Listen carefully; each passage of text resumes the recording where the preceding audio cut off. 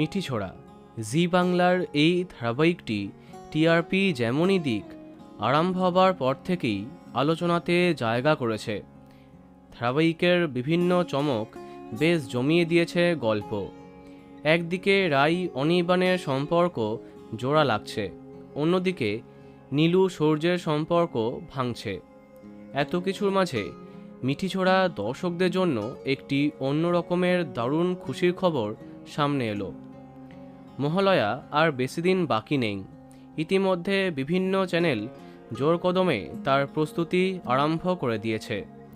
ইতিমধ্যে জি বাংলা, স্টার জলসা তাদের বেশ কিছু প্রচার ঝলক শেয়ার করেছে।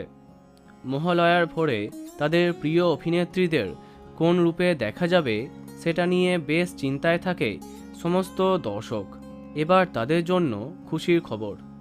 টেলি অভিনেত্রী আরাত্রিকা মাইতিকে জি বাংলাতে একটি বিশেষ দেবী রূপে দেখা যাবার সাথে টেলি দুর্গার অফিসিয়াল চ্যানেলে দেবী মহিষাসুর মর্দিনী রূপেও তাকে দেখবে দর্শক।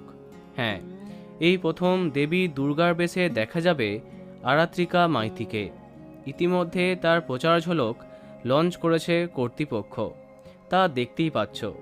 তাহলে জি বাংলার মহালয়াতে দেবীর একটি রূপে তাকে দেখা যাবে, তার সাথে টেলি দুর্গার অফিসিয়াল ইউটিউব চ্যানেলে মহিষাসুর মর্দিনী বেশেও তাকে দেখবে দর্শক। নিঃসন্দেহে মিঠিছোড়া দর্শকদের কাছে এটি একটি বড় খুশির খবর।